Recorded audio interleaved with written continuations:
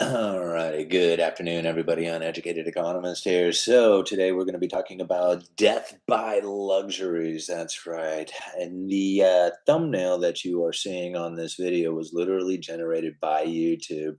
When I gave it the suggestion of what it is that I was going to talk about, that's the thumbnail that it generated, which I thought was quite interesting. So, anyway, I hope you guys enjoy that one. But more to the point of wanting to talk about the luxurious experience that is going to cause the death of America.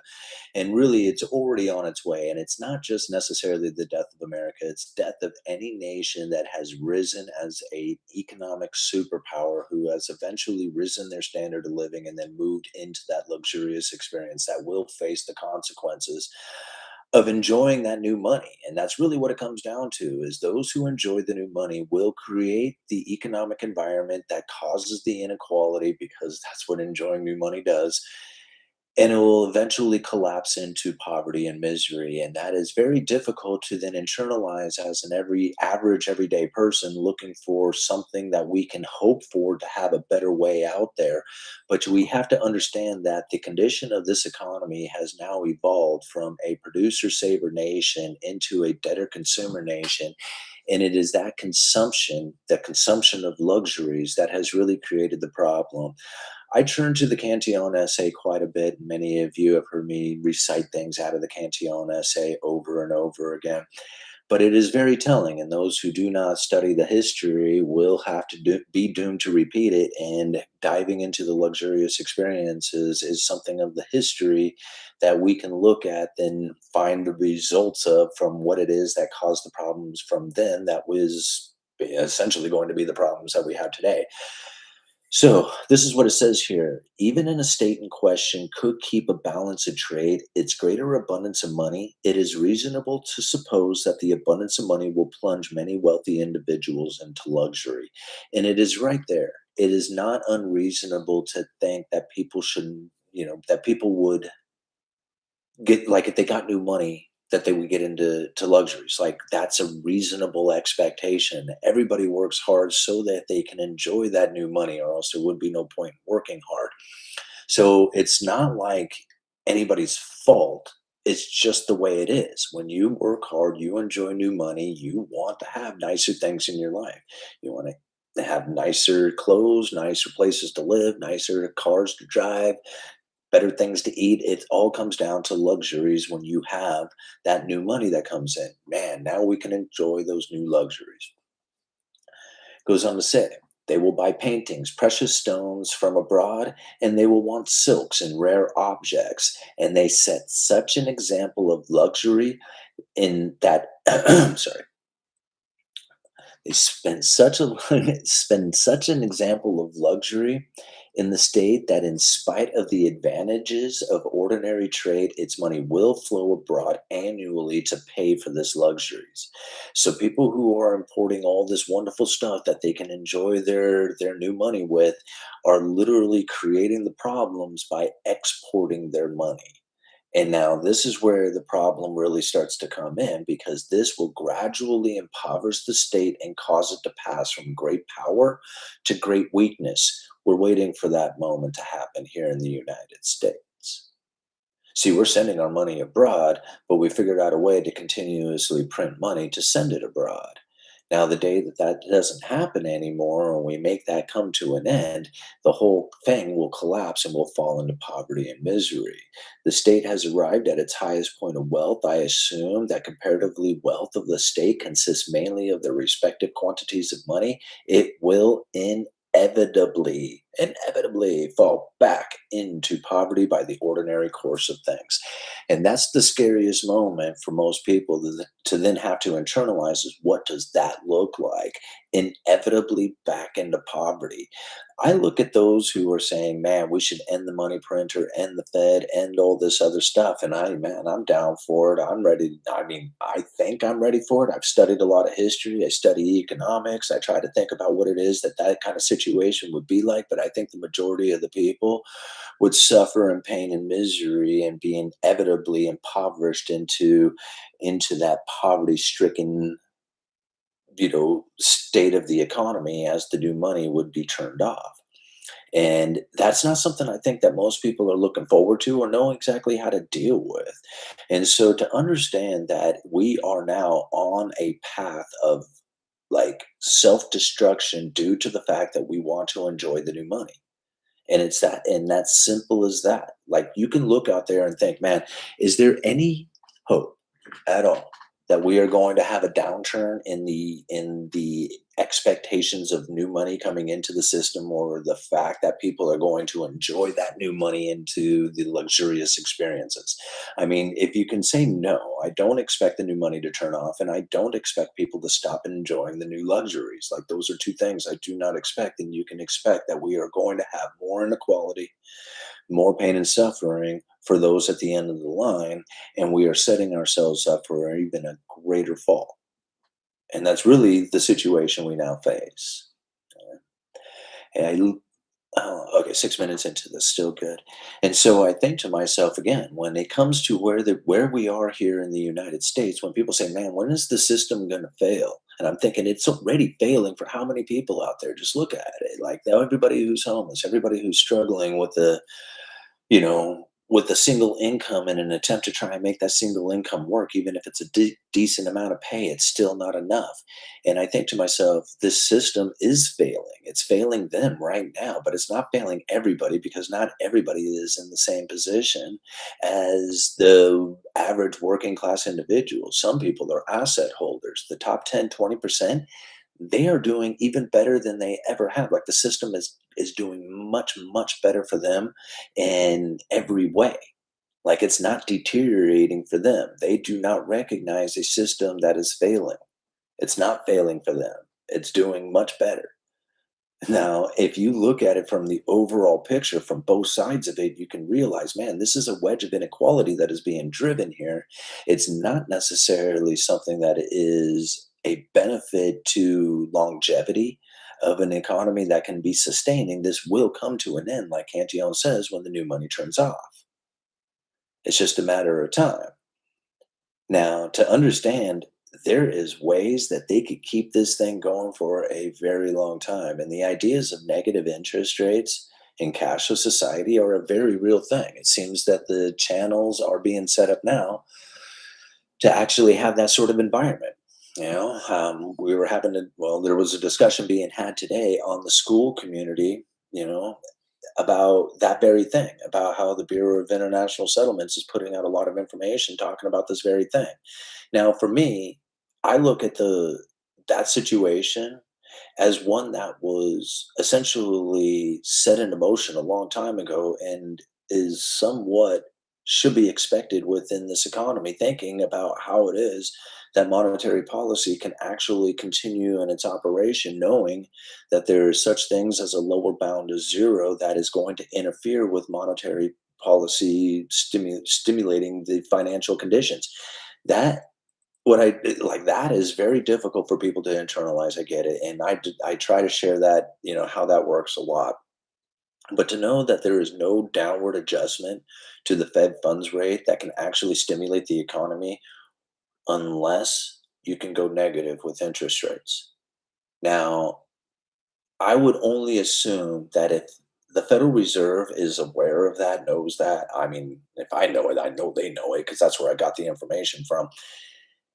That they have to set up the tools, the channels, the ability to then take those interest rates into negative, and they have to have that well established before they get there.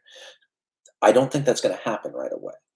It is going to happen at some point. I just don't think there's any other choice. But to understand that the path to get there is probably going to be one of establishment and eventual grinding into, as opposed to an instantaneous shock, um, in my opinion. Just simply because any kind of shock to the system would be met with mass resistance. Right? People just don't like it. But if you can slowly grind it in to the point that people had no idea what was taking place, that's what I see happening already. You can already see that actually taking place. So let's read it. Okay, 10 minutes into it. Great. Thank you for joining in on today's live stream. Let's go through some of these questions and comments. Thank you, All Nighter, for posting the school community link there. Um, and if I remember right, those who are members of the school community, remember, I believe there is an affiliate link as well. So you should be able to get a commission off of selling the school community itself, selling the credible threat theory. So okay. Simon, one of the difficulties I have understanding how to deal with things is to buying cheap goods sounds like it's avoiding luxuries, but it often means you're spending less on repair and replacement. Yeah, and and that's unfortunate for somebody who gets into that mindset of repair and keeping up and maintaining and replacement and stuff like that. Is that it literally is anti luxury to do that, right? Or I mean, it's kind of luxurious to do that, but anti the luxurious experience when you do go into that. What am I trying to say here? Essentially, spending no money on anything, including maintenance, right? I guess would be like the ultimate non-luxurious experience. To know that there's going to be like you can't stop it, right? You can't stop the luxurious experience. You can only understand why it's happening and that it's going to take place and that there's really nothing you can do. Like you yourself need to position yourself in accordance to your own economy, how much money you make and how much money you can handle as far as like a cutback to your expenses. And that's every person on an individual basis looking at their own dive into their own luxurious experience in accordance to their own way of being able to maintain that luxurious experience. So to each their own on that. Like if you don't have anything, then you don't have anything to maintain. That's somewhat of a luxurious experience in my opinion, because then you don't have to come up with anything to deal with. You just go and enjoy whatever it is you want. So it's very much in a personal opinion and the meaning that you have given it. But yeah, I totally agree. Like, if you are keeping up and maintaining and spending, you're actually kind of enjoying a luxurious experience because essentially what you're enjoying is a luxurious item to begin with, or else what is it you would be maintaining? Nothing. um, Cantillon channeling the Marxist agent Smith, it's inevitable. um, let's appoint a task force sheriff. Oh, sounds fun, Deja. People resisting a loss of money flow or drop in standard of living is why Elon Musk couldn't be as successful as he had hoped with Doge. Create America #2 and flip population every 100 years. Luxury worshippers and industrial manufacturers. Makes sense for billionaires to create something like this. Uh, huh. Interesting, because this Cantillon wrote this stuff like 200 plus years ago, and he was describing stuff from 200 plus thousands of years before him. Um, I don't know. Maybe you're talking something different. All right. The wealth divide is inevitable just from the mathematical economics perspective. The question is, what will the end result be once taken into its extremes? Okay, the wealth divide is inevitable just from the mathematical economics perspective. Okay. The question is, what will the end result once taken into this extreme? The end result is poverty and misery. That's the end. I mean, what else could it be? I mean, if once the new money turns off and those people stop spending, and there's nothing here that we don't produce enough goods and services within this country to maintain this elevated standard of living, what starts to happen? If you lower your standard of living, that's a painful experience. Most people who lived in a really nice house can't stand the idea of going to a crappy apartment. Now, if you can imagine that, like growing up your entire life in a really nice neighborhood and you have pools in the backyard and stuff like that, and then you move to some crappy ghetto apartment, that's the painful experience that people are like, essentially going to have to experience some, like, maybe not necessarily that exact, thing, but that's the type of experience that they would have to go through. People at the end of the line probably won't even notice, right? Because the system's already done for them. It's like they're already out the game. It's not like they can, like, how much worse could it possibly get other than, starvation and dying? Yeah. Uh, Tabitha, dudes and dudettes. Let me go back up here. Uh, so divide. Oh, I meant the Department of Government Efficiency. Oh, I watched that movie last night. Idiocracy. Uh, uh, get butter popcorn at the movies, way overpriced, but way luxury. Yeah, do you get a fill up? Do you get a free fill up? Hey, right on 64. Thank you. SA 64. I really appreciate you joining the community here. All right. Catering to the top 10, 20%. Yeah. Let's see here, Brian. We know the current system is creating wealth inequality. We each have a choice which side of the wedge we want to be on, correct? Divert income into assets. Simon is doing us a service, educating us normies. I appreciate it. I mean, I have to say that I'm in the same boat myself, trying to figure out how it is that I can cut back on my expenses, increase my cash flow, move it into into assets that hopefully are cash flowing assets, or some point going to be cash flowing assets. It's, for each got to figure that one out for themselves, and it's not necessarily like they're going to be, in fact, I know it's not going to be the same for everybody, but, generally everybody's going to have to kind of go through the same thing. You got to figure out how it is that you can increase your money without increasing your expenditures. And that's really like kind of the key to it all. And once you kind of figure that part out, pay off your debts.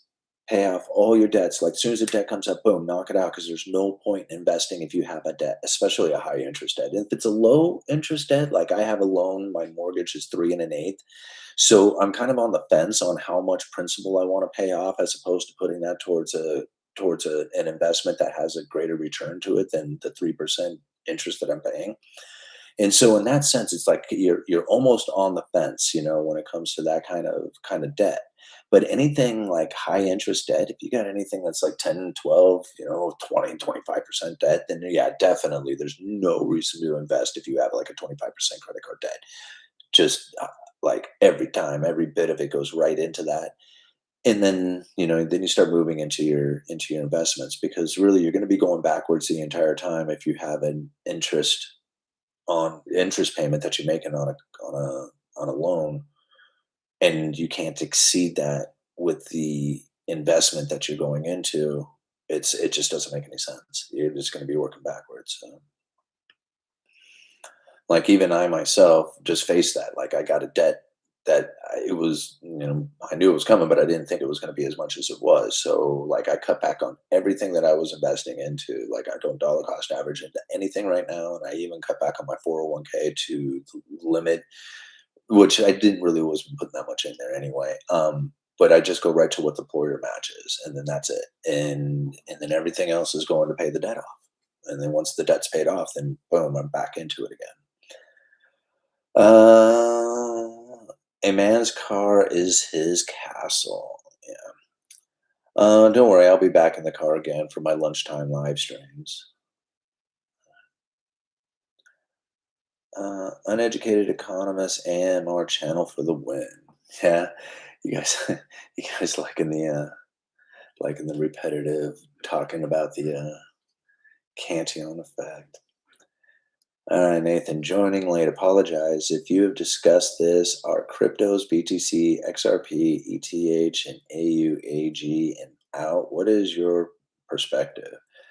I mean, I wouldn't call them an out, especially each one of those being individually different. Like, I look at BTC and gold and silver as, I don't have the same consideration when I'm putting money towards those things. And really, like, everybody's going to be giving it a reason or a meaning behind what it is that they're doing and why it is they're doing it. When I think about BTC and I think about gold and silver, these things are kind of dumb assets. And now I know a lot of people get offended when they hear that. It's not an offensive term. It's very much considered that inside of the investment community. It's not an investment that pays you. And that's why it's called a dumb asset. It's just something that's going to grow over time with the idea that you can sell it into the future. Another way they call that is the greater fool theory. Like, you're expecting that you're going to sell it to a higher payer for it. Somebody's going to be willing to pay you a higher price. These things sound mean and somewhat like offensive in a lot of ways, but there's a lot of truth inside of it. And so once you kind of look at it in the sense that it's just like, okay, these things don't pay a rent. They don't pay a dividend. They don't have like any kind of like, expectation other than the idea that I'll be able to sell it into the future for a higher price, which in itself has value. So, okay, great. Now we can look at it as something that does have value. What is it? It has value that it does have value outside of that third party risk. Now, this is amazing because nothing else really seems to hold it quite like silver does.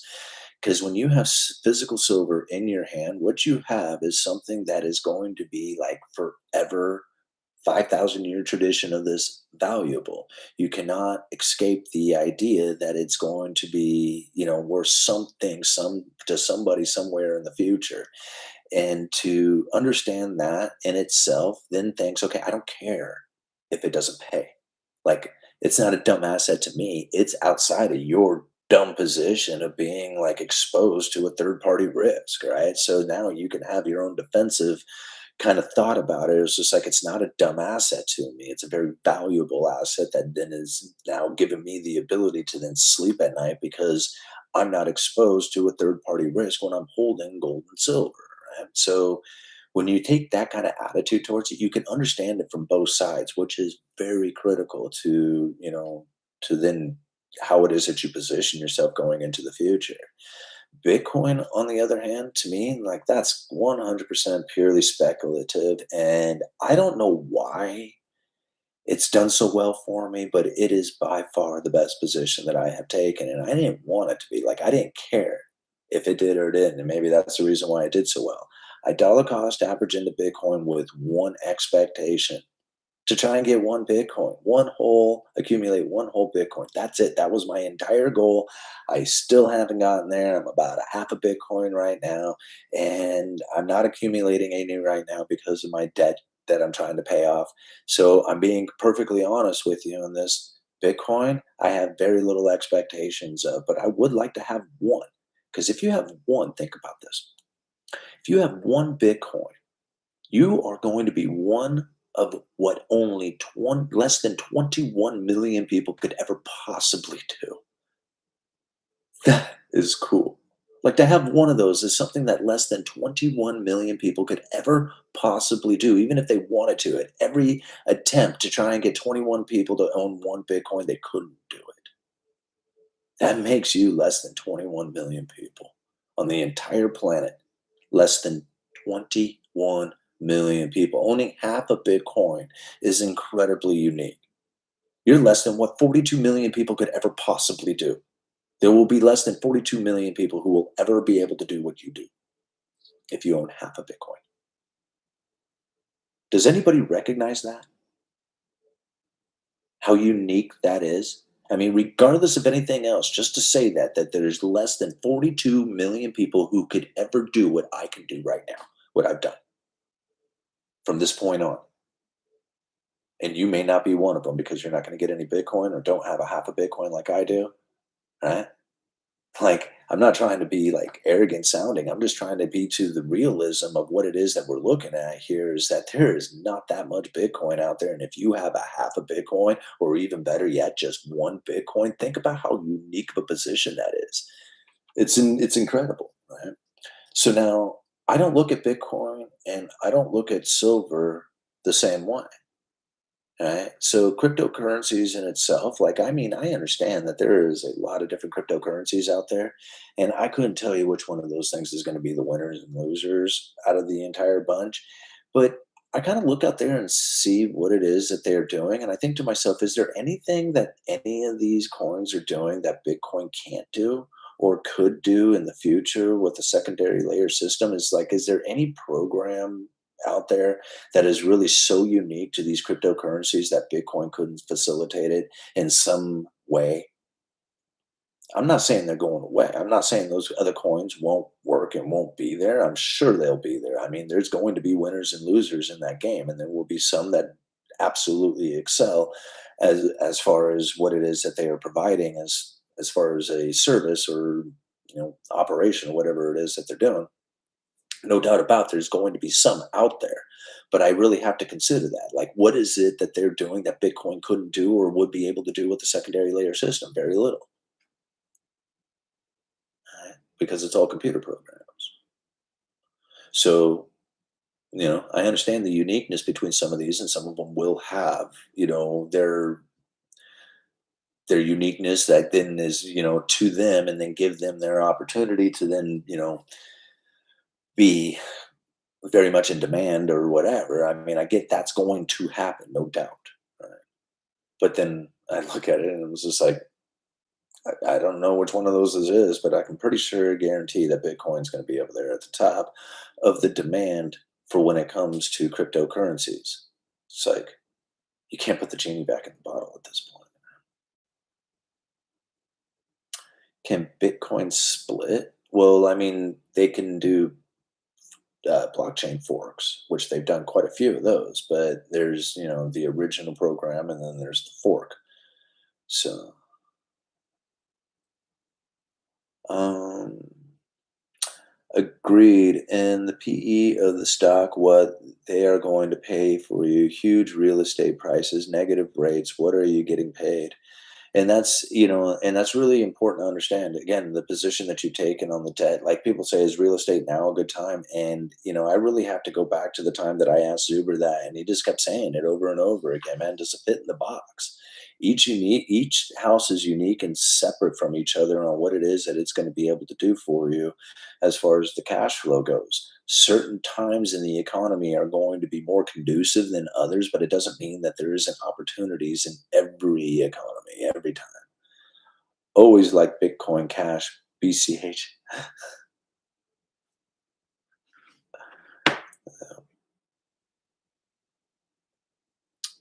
We got 27 minutes into this. What are you saying about Bitcoin? What you are saying about Bitcoin is true. However, the protocol is infinitely repeatable, but now iterations won't have the same network effect. Well, yeah, and I mean, I think that's kind of what the kind of the key behind the Bitcoin protocol and how come it's so awesome and works is because everybody got to see it, and then anybody could have duplicated it. But this is what makes it awesome is that there's only one.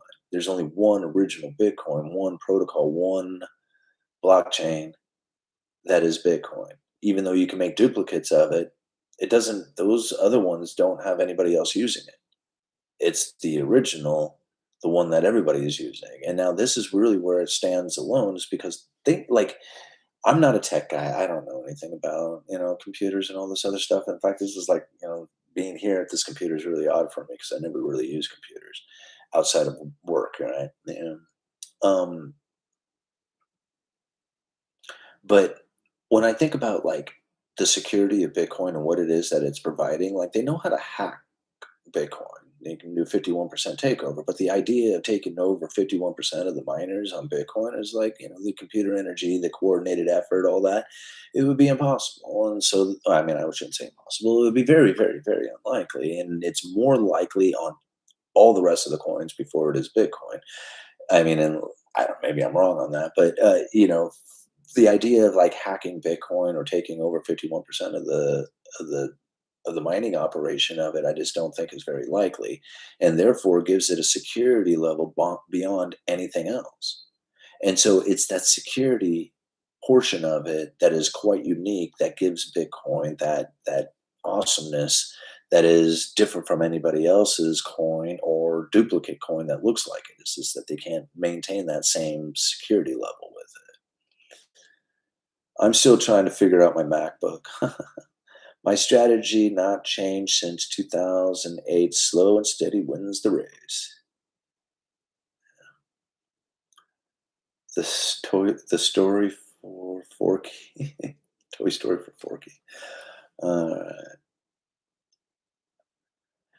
So, alright. I wouldn't touch Bitcoin with a barge pole in the current tech environment. Brody don't like Bitcoin. Eh, that's just, and that's what I love about, the idea of what it is. Like, I don't like, it's like people are like, I can't stand Bitcoin. And it's like, yeah, I can totally get why. It's just like, and it just did so well for me. I just can't deny it. Like, I can't, I mean, it was just like, I wish it was something else out there that it would have done so much better than Bitcoin. So I could talk about it being the best, but it didn't. Like, literally, even after Bitcoin took this huge hit, it's still doing way better. It's outperformed everything else that I got going on. And so, maybe not the house. The house has actually done quite better. But, everything else that I've done, it's the cryptocurrencies and things that I've invested in cryptocurrency, like Coinbase, all those, just smoking it. And so, yeah, what do I do? I mean, I can't deny it. All right. If you don't love BTC, you just missed out. I don't know if I really love BTC. I mean, I love what it's done, but I don't know if I necessarily love BTC. If a guy is a wage earner and is dollar cost averaging really the only feasible investment strategy. Yeah, and I kind of agree with that, Justin. Like, I've tried investing in other ways, like even, doing like the whole cryptocurrency, you know, day trading kind of thing.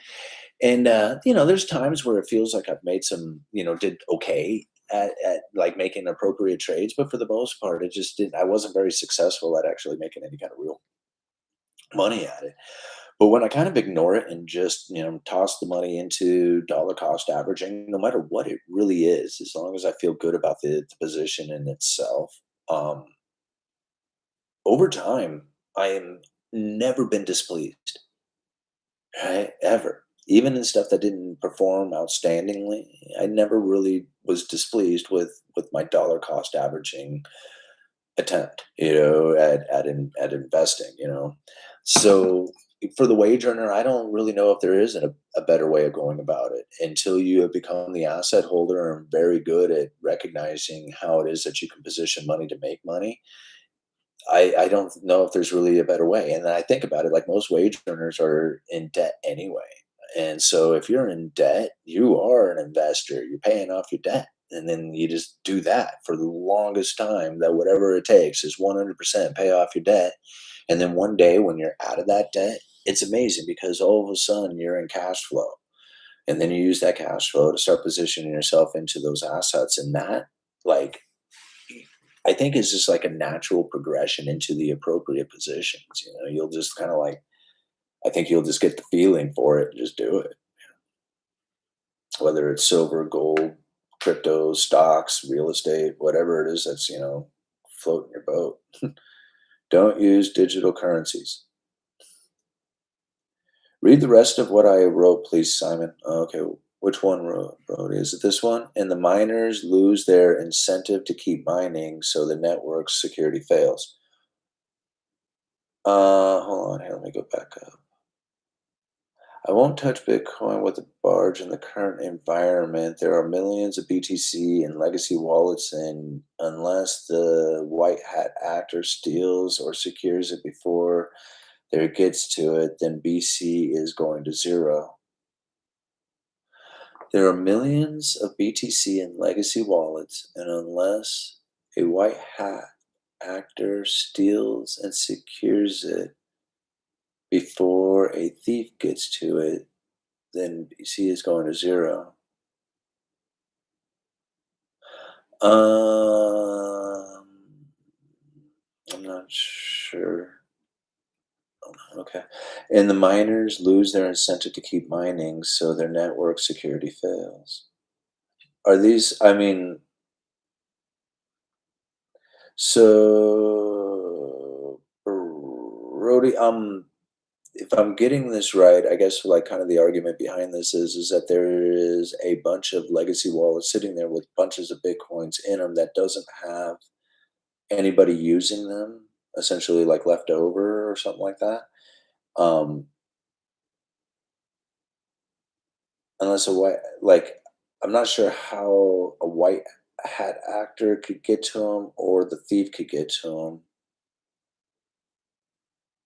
them. Unless they were like secured on a device that they could like get into the device on or something. But once the wallets are lost or gone, then I'm not sure how they would hack back into that. Like I think that's where the security level of Bitcoin really is, kind of kind of, to the point that they still haven't been able to beat that. That's like, I mean, I guess like encryption, could eventually be broken, but at this point, there's like, I don't believe there's any evidence of that happening as of yet.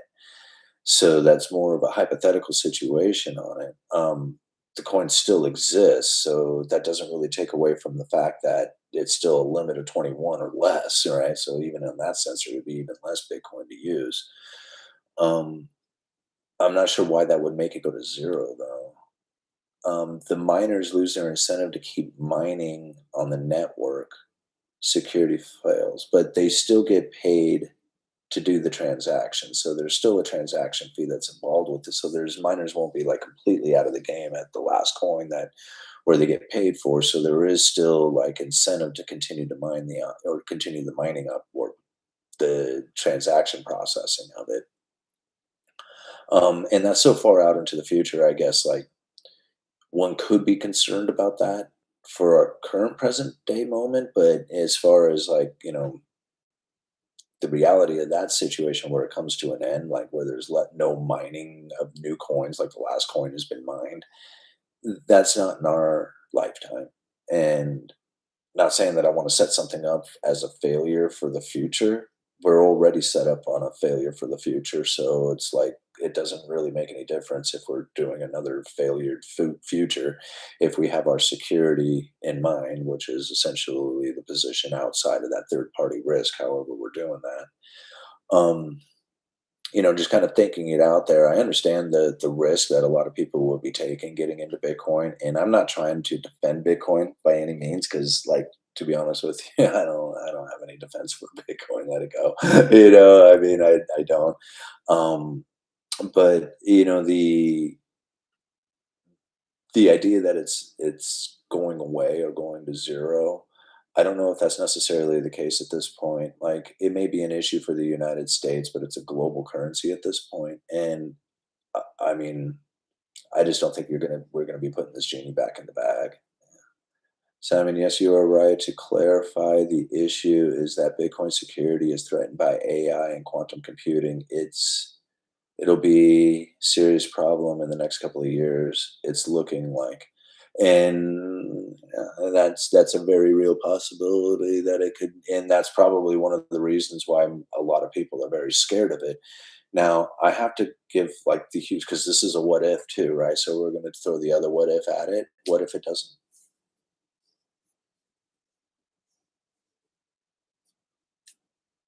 Right?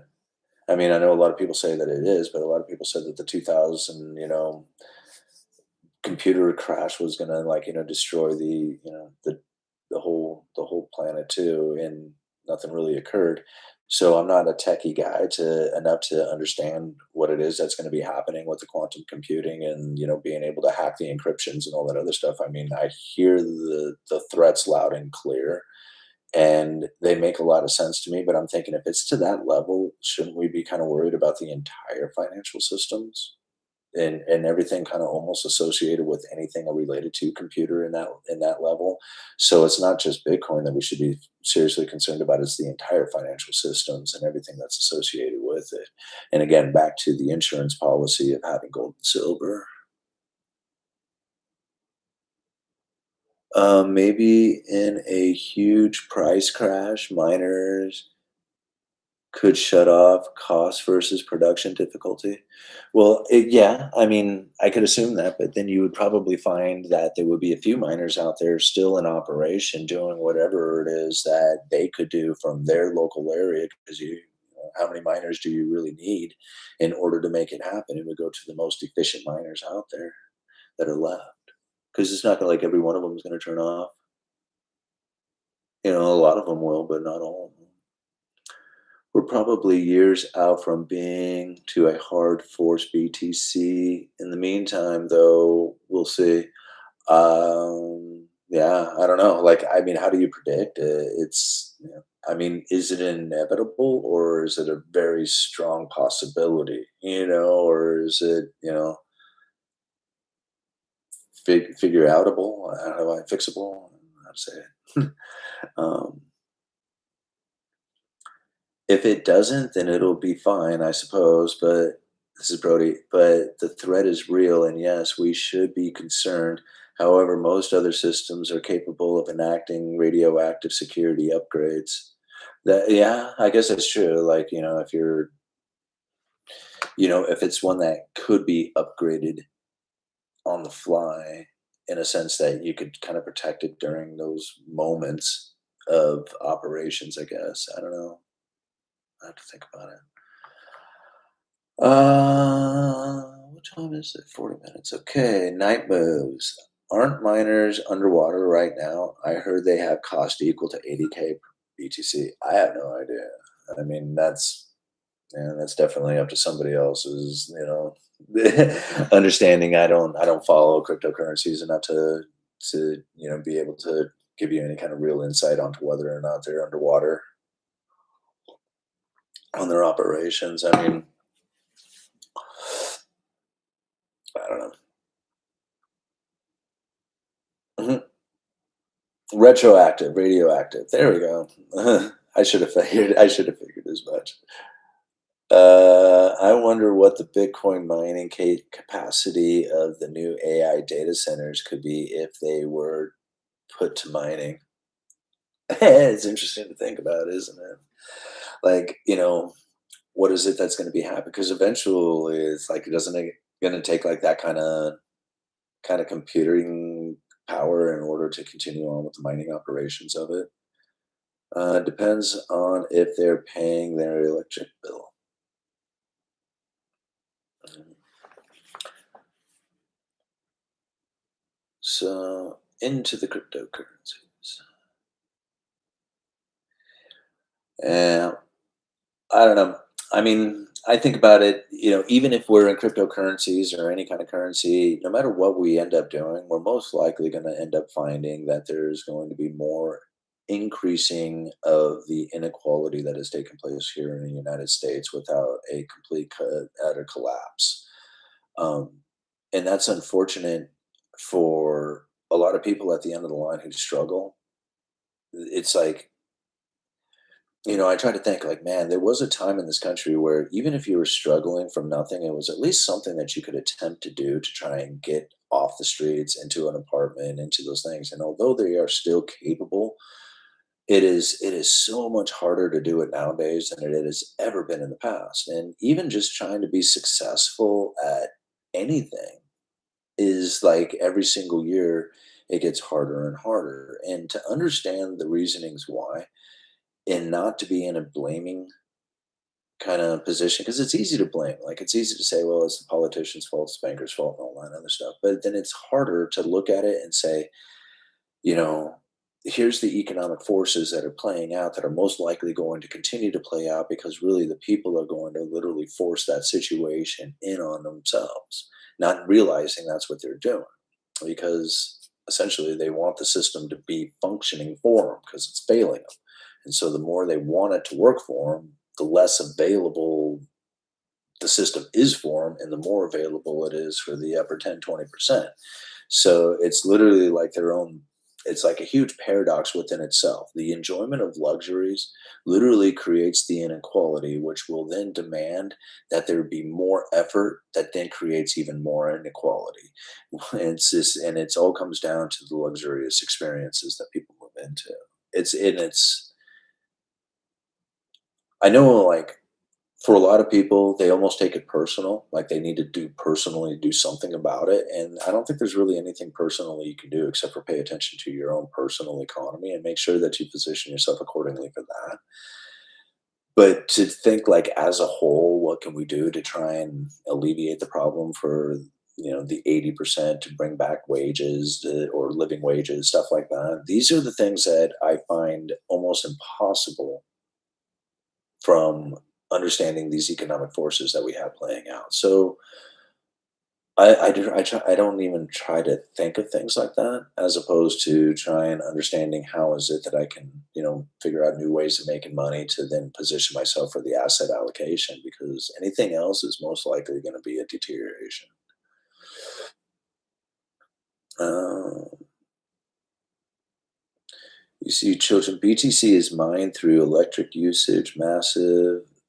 What does that say? Massive illegal BTC mining operations exist that run on stolen power. Justin, those sorts of systems don't really work in the same way. They use application specific integration circuits to mine BTC. Man, crimes don't pay, neither does farming. Well, not John, not really in an agricultural base that's competing against other people who produce agriculture who will do it so much cheaper. Right? Like, unless you can produce an insane amount of it, then you have to compete against people who are going to do it much cheaper than you are. And this is one of the things that we were facing, like, with the soybean farmers here in the United States. As soon as the Chinese like cut us off saying, hey, we're not going to buy your soybeans or whatever, like to try and sell those soybeans on the open market to the globe was like very difficult because everybody else produces soybeans so much cheaper. The only thing that we had going for us is that we could produce an insane amount of it, like this massive abundance of it. And with the volume, we were able to make a profit off of it, or at least some people could make a profit off of it. But then once that main buyer was cut off, it exposed how difficult it was to be in that actual industry without, essentially a subsidized buyer, or, a forced buyer in a sense. Once you went to the market with it, the rest of the people were like, how much do you want for your beans? No way, you know. Farming can pay by offset. You grow spinach, so you no longer buy spinach. Spinach is no longer an expense. Yeah, but it's more not necessarily like I have a little garden too that my wife is putting together. It's looking quite nice too. Um, but the amount of time and effort and energy that you put into gardening, you might be able to secure a bit of food supply for yourself, but most likely, you're not gonna be able to get as much out of it as you could just go and earn and pay for yourself. The quality can't be matched, so that you can't pay for. I mean, well, I guess you could if you know the right farmer, but for the most part, the quality of food that you get there is second to none from anything that you're gonna buy in the store. But the reality is that most people are going to be in a position in which that buying the food is gonna be so much faster, easier, and cheaper than trying to grow it themselves. Um, the I think the goal behind that though is the self-sufficiency part of it. So if you can be self-sufficient in that sense that you don't need to go to the store to get food, that in itself is a huge security issue, even beyond just the value of money that's involved, but just the fact that you don't have to be concerned with that sort of level of acquiring not only the abundance to pay for it, but then trying to figure out where it's at. That in itself is huge, and a lot of it is just the security part of it, like, feeling better about having it and what it is that you have, like the quality of it. But, to try and use it to say, "Hey, I'm gonna offset my expenses with it," maybe, maybe a little bit, but for the most part, no. Uh, that makes sense. Like, I learned this raising birds, raising chicken. Like, raising chickens, you can make some money off of it because they grow so fast, but you have to grow the right bird. You have to grow the Cornish cross rock. You have to do it very quickly. You have to be very, like paying, very close attention to how it is that you're, feeding them and watering them in order to get the, most weight off of it. And, even at the end of the day, it's still, it's an expensive bird if you want to make any money off of it. Like, I mean, the chick itself cost almost as much as an entire bird at the store cost already butchered, grown and butchered. So the idea that you can, raise birds and save money, probably not too much. If you wanted to raise your own heritage breed, raise your own flock, get the eggs, incubate the eggs, raise the chick, raise them up, and get that. You're not getting the same bird that you're getting from the store. Don't get me wrong; they're really good, but a heritage breed is quite unique, and they do not grow as fast, they do not grow as big, and they do not taste the same as the bird that you get from the store. So being in that understanding of how it is that you are producing your own food is important because it's not as just as cheap as easy as anybody, a lot of people seem to think like you can just grow all your food for free.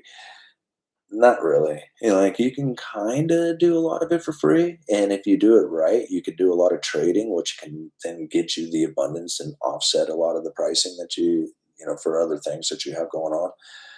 But still, the amount of time and effort and energy that goes into it, you're lucky if you're breaking even most of the time. All organic soy free cost me $22 a bird to raise, not included time or water. Yeah, and that's off the organic feed too, right? So that seems kind of high, but I guess I haven't priced out organic feed in a long time. Big Gill, yep. What's the price of our health? The most precious resource we have is time and manage it, and the majority of us trade our time for dollars. Using our extra time to reduce expenses so we have more extra money makes sense. Yeah, but like if you enjoy the time, like I don't get me wrong, gardening's fun. Right? Like, and I haven't like I do all the hard work. I till I, churn dirt, I pull weeds, do stuff like that. My wife is very meticulous when she plants the garden, when it starts to grow, it looks beautiful. Like it's all in these really nice even rows. It's really, very well manicured. There's no weeds anywhere.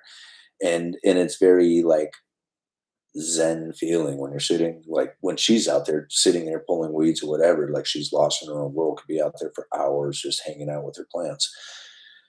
Um, Inside of that, the time spent is quality time for her, right? It's a reset time. It's a time for her to, relax, get into her groove in it. And so it's very worth it and quality time for her. It's not wasted at all. But if you were trying to do it to save time, I don't think that's going to happen because there's a lot of time that's needed involved. Best thing we can do the last few years was trade 2 dozen eggs for a quart of local raw honey. Jeez, that's a good deal. We're good on honey stock. Yeah. Yeah, it's nice outside pulling weeds. Yeah, I mean, I guess if you're into it, if it's easy weed pulling, like, I don't know, I don't get excited about pulling weeds myself, but I spend a lot of time here. Thank you, Deja. I appreciate you spending time with us. Hardened honey makes great cakes. Hello already. Hello, Pete. Mushrooms are a great, easy grow, portobello for cheap. Yeah, a buddy of mine is doing mushrooms right now. It's taken him a couple of years to establish the logs, get the logs inoculated, and then actually start to fruit out mushrooms. But he's getting it done, and he's like, dude." I said, "Once you get good at this, I'm going to learn how to do it too." And so he's like, he said, "Just get started, man." He says it's not that hard. So. Um, I might actually do something like that here on the property too. Like get some inoculated logs growing oyster mushrooms or whatever it is. I forget what he was growing. I think there was oysters and shiitakes or something. I can't remember something else. Can you guys grow snowflake mushrooms?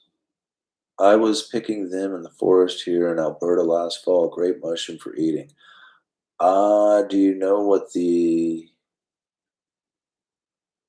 like the the actual botanical name for those things, whatever, however you say that, genus and species?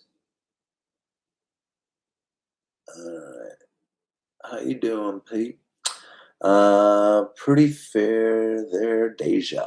All right, Amazon has pre-made logs ready to use. Yeah, and I was thinking about buying some of those just to kind of get the experience of it before I try and like inoculate my own logs because I would love to get to a time in the ability to just literally go out and from the woods essentially grab what I need, bring it back, and make it happen as opposed to ordering through the mail.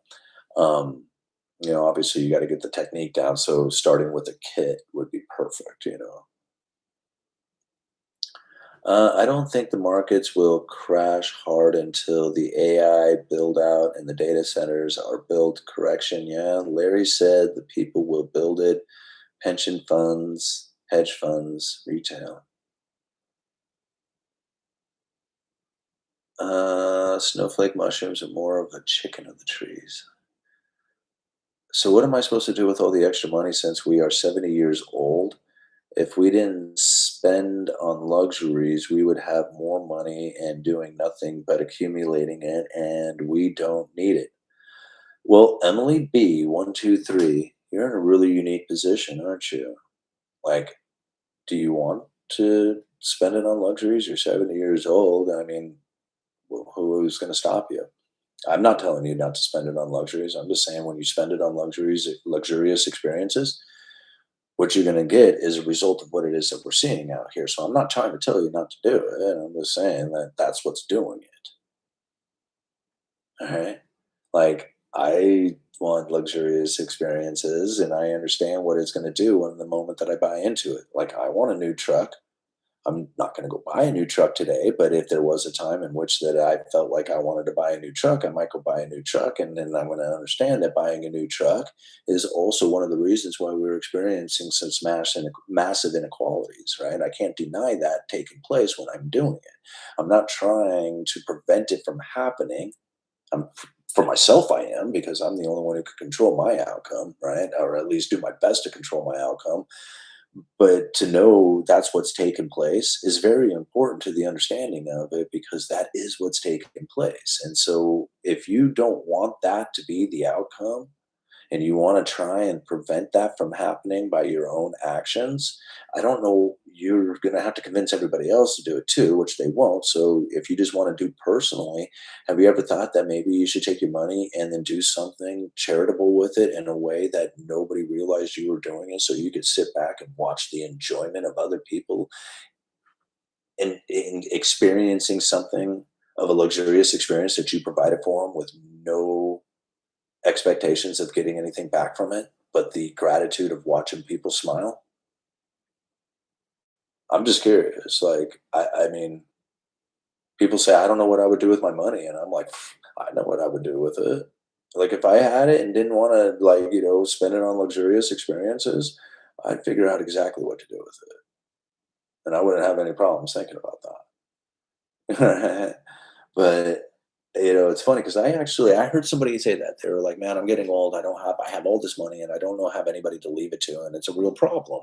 And I'm thinking, "Whoa, bro, man, have you ever thought about just doing massive charitable things with it?" And it's like, "I already give a bunch of charity." And I'm like, "Okay." I mean, I don't know. To me, that would be awesome. But to the other people, maybe that isn't awesome. They would rather enjoy it in a different way. And so, okay, cool. I mean, to each their own. My 32-year-old has more than we do, and I haven't inherited the money from my 97-year-old mother has. Emily, that's cool. Like, you're in a great position. And most people will never ever get to experience such things. And most people are too worried about their kids not being able to have enough in their life, so they cut back on their own to try and give it all to their kids. They'll never inherit anything. There'll never be an inheritance coming to any of them, right? That's what most people get to experience. And so, Emily, it's cool. It's cool that you get that. Do something great. Philanthropy, right? I'm so terrible at speaking.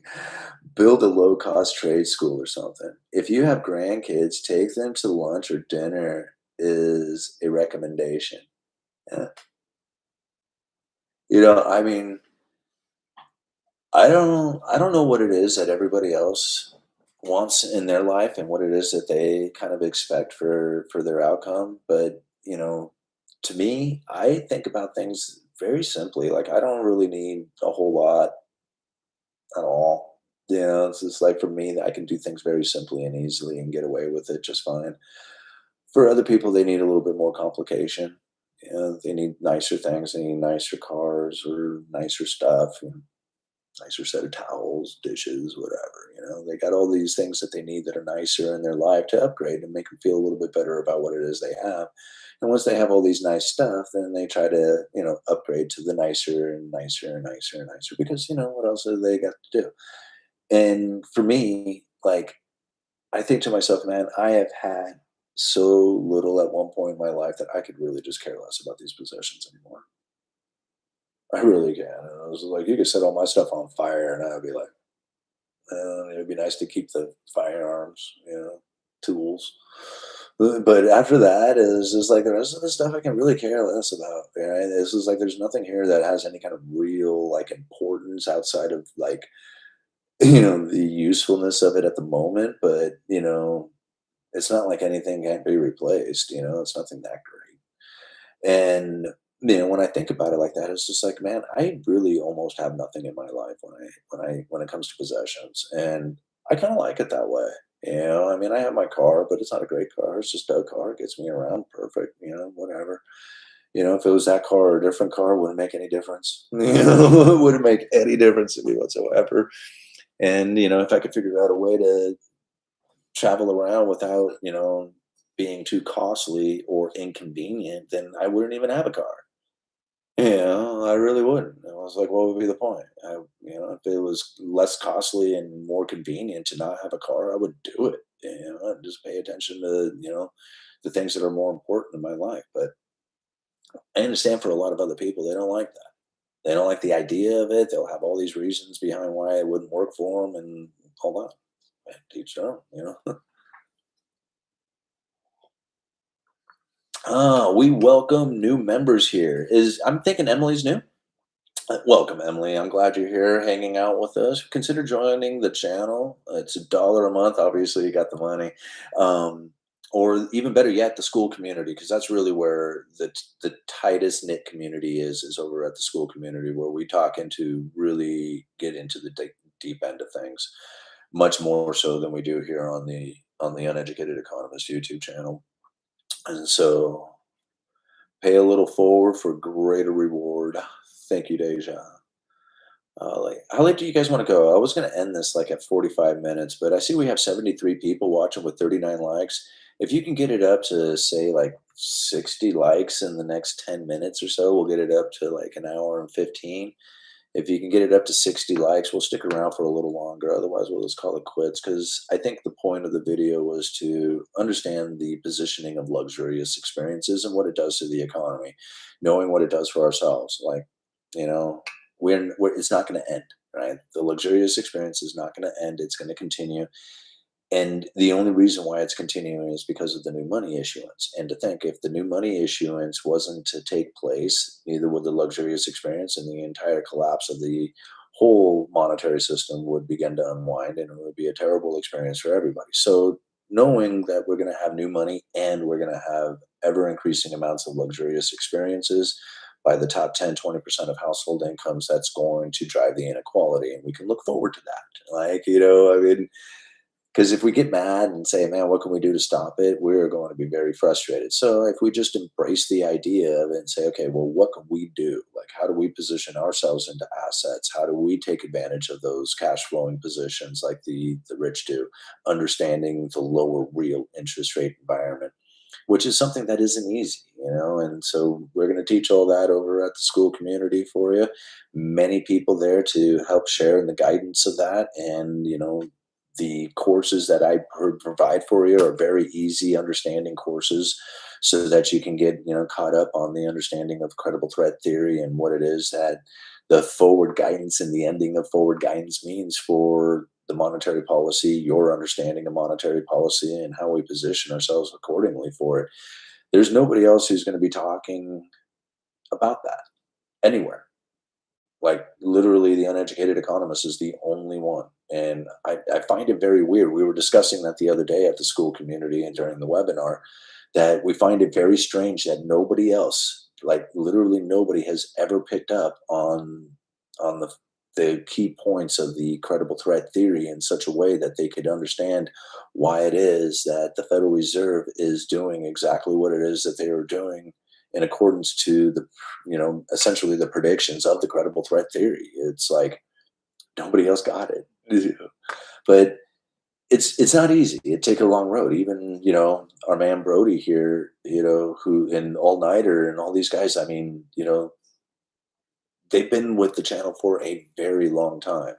And, even them telling me, I was just like, dude, it took a while to finally get it, what it is that you were trying to convey here. And considering like some of these guys have been here, I mean, I think All Nighter, watched the credible threat theory get developed. So, but a lot of these guys are like, man, it took me a while, a year or better of like hardcore listening to finally like grasp it. It was just like, okay, I'm thinking I'm getting what it is you're saying. The more they paid attention to it, the more it like started to, come to fruition in the way that I had, essentially described through that credible threat theory, which isn't really like something I invented as much as it is like the observation of the Fed's monetary policy through their own words. And as many other individuals out there who study the Federal Reserve, the Fed watchers, so to speak, out there, seem to be really keyed in on the mainstream media's interpretation of the Fed's monetary policy. So they're really like kind of regurgitating a lot of just mainstream media talking points and then kind of giving it their own spin and twist. I really feel that the credible threat theory was the only one that really used the Fed's own words, documents, and descriptions of monetary policy that then described it in such a way that seemed completely opposite of what it is that was being said out there on the mainstream media. So there's no place else to get it. This is the only one. And considering that we already now have a community of people who are very well aware of the credible threat theory, how it works, a good understanding of it, can describe it to, their friends and family, maybe not necessarily to the point that they could teach the credible threat theory. Like, I don't know if that's something that you can necessarily teach as much as it is as you have to question it and learn on your own. We're sharing that information in one place and one place only, and that's at the school community. Well, here at Uneducated Economist too, but you're going to have to go through like 10,000 hours of video to find it. But that would be cool too. Either way. All right, keep hitting that like button, guys. We're seven thumbs up away from continuing this live stream on. Definitely taken me a bit longer, Pete. Yeah, it will. I mean, you have to think. It took me 7 years to develop the credible threat theory. Like literally, I kid you not, 7 years of hashing it out, reading through the speeches over and over again to finally what is it that they were trying to communicate through here? And the more documents I started piecing together to try and get this, I realized, man, if you can piece all the documents together, it starts to form a bigger picture that you could actually see out there in a way that is different from just any kind of one, I don't know, one interview confession of the Federal Reserve or something like that. There's like they confess everything out there, very detailed inside of their speeches, but they're separated and they're not shared out there on the mainstream media in a way like I feel the uneducated economists and the fuzzy dice crew have done. Speaking of fuzzy dice, let's get those guys into view. There we go. All right, four more away, four more, and we're almost there, guys. Four more thumbs up.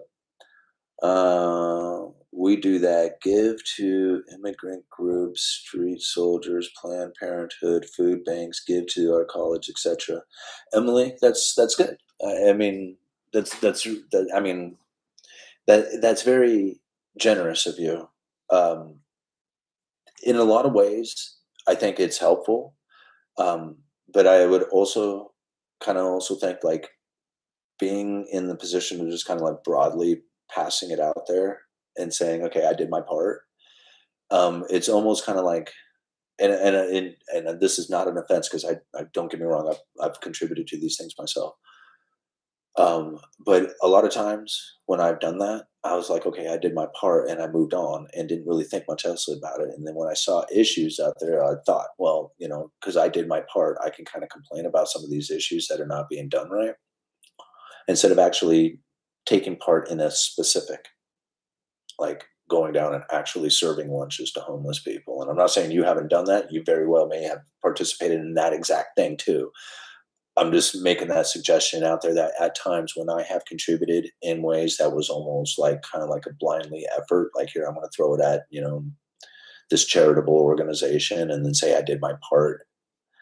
Um, I don't know if that's necessarily the same as actually being in the energy of doing your part, and being down there and being an effort and being direct in it. In that sense, it's just like it's a much different feeling in it.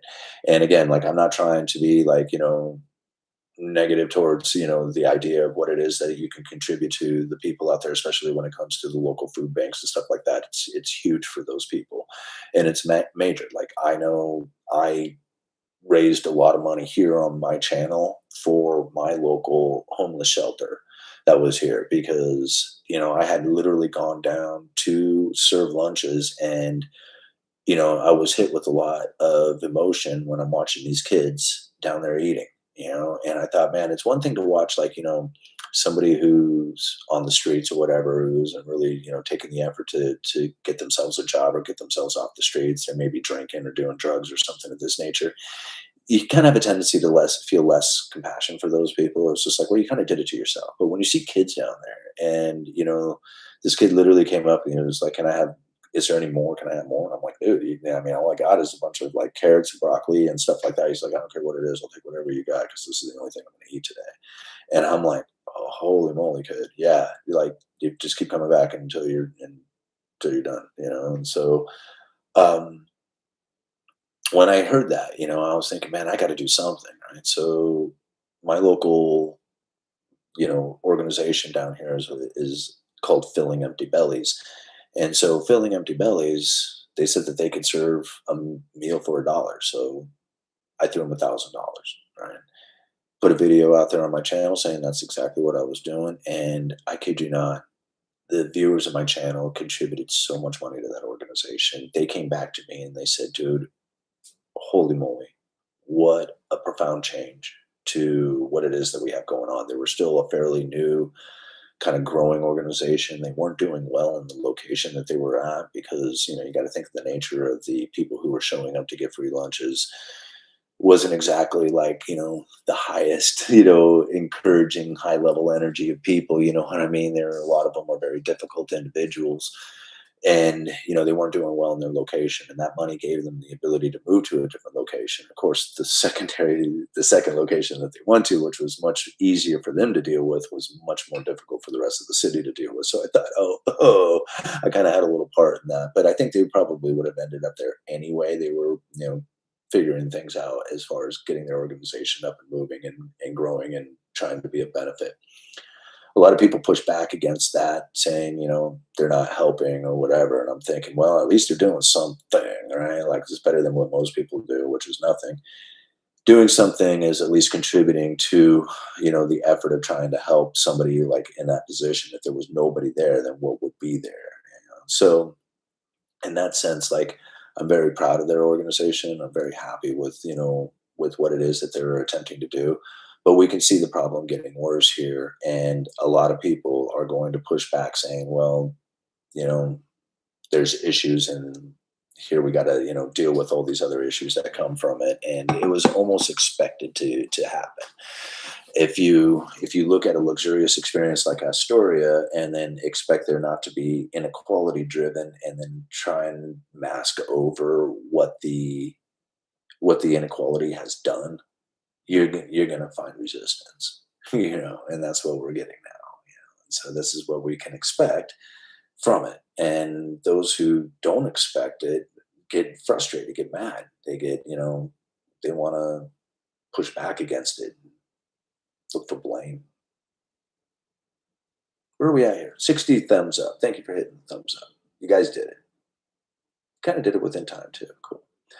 All right, Simon, Uneducated Economist YouTube channel has a playlist that lays out the credible threat theory very simply. It's like $20 and less than an hour of your time investment to have it figured out.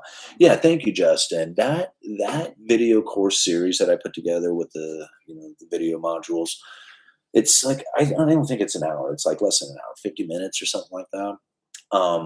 And it was kind of weird when I got inspired to do that video. I was like, I got back from Zuber's conference and I just like, it was just in me. And I just like, I don't know how it is that I was able to pull it out and get it recorded and get it done as kind of quickly and efficiently as I was able to get it done.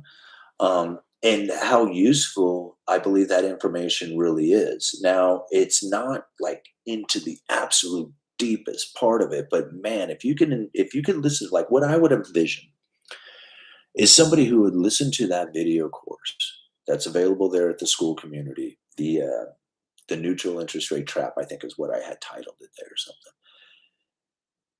If you could internalize the information that's within that, I feel that one could literally step away from just about everything out there as far as the information that's being pushed and literally see what it is that's happening with the monetary policy by itself, like literally excluding all the noise, and then be able to focus in on a couple of key things like inflation expectation, the Fed funds position, the neutral interest rate, and then all the noise that's being talked about it, right? That would essentially kind of dissipate away and you wouldn't hear it as much. And you'd just be focused in on what it is that the people are feeling about the inflation expectation, what the Fed is doing with the neutral or with the Fed funds rate position, and where that neutral interest rate will move to.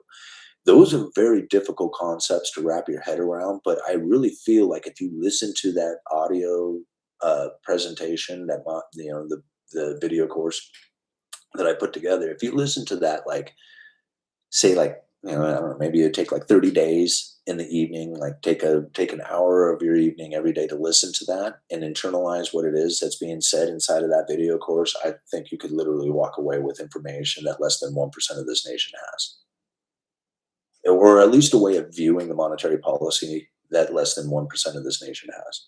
It'll be so that unique. Yeah.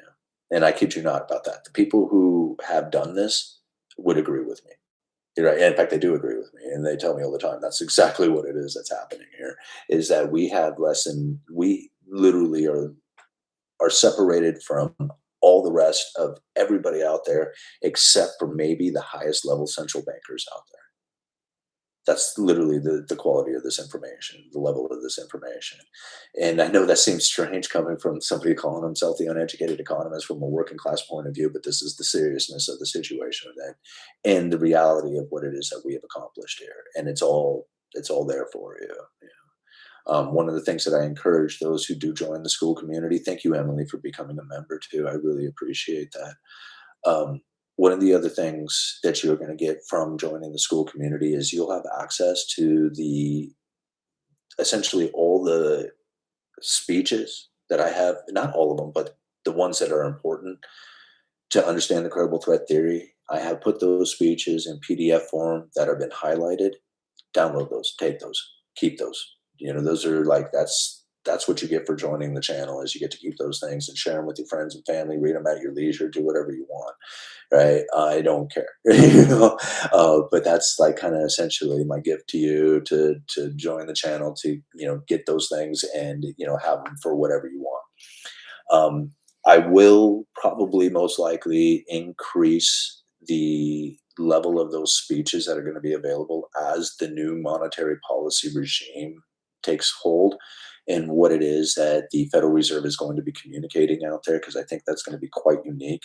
So we may end up with a whole new video course on that, or at least, some ideas of what it is that's going to be offered inside of their speeches to then get a better understanding of their communication style, because that's going to be quite unique. It's going to be different. But then again, we have already kind of started down that road, finding Ben Bernanke's, I don't know, what was that called? Something, what was the title of that? Improving Fed Communications, a proposal from Ben Bernanke, dated May 16th, 2025, actually talking about the removal of the dot plot and the statement on economic projections and all that, which I think is quite interesting considering that Ben Bernanke was literally like the inventor of the forward guidance. Not necessarily like the inventor of it, but definitely called it out back in 2002, years before the great financial crisis, describing what it is that the Federal Reserve was going to do. So he was very much in the preliminary discovery mechanisms for the forward guidance to be deployed. So to hear Ben Bernanke's suggestion on what it is that the Federal Reserve could do about removing the forward guidance and what they could put in its place, he offered that there. This is something that we shared this morning on a members only video. So, Emily, there's a brand new video that you can check out. It was a half an hour long, really good stuff. And, these are the type of things that we're going to be following going into the future, especially when it comes to understanding monetary policy with this new Fed regime. There's going to be a lot of changes to how that's communicated, and we're going to be on that. Like, there's nobody else who's going to, who's going to be on it like we are.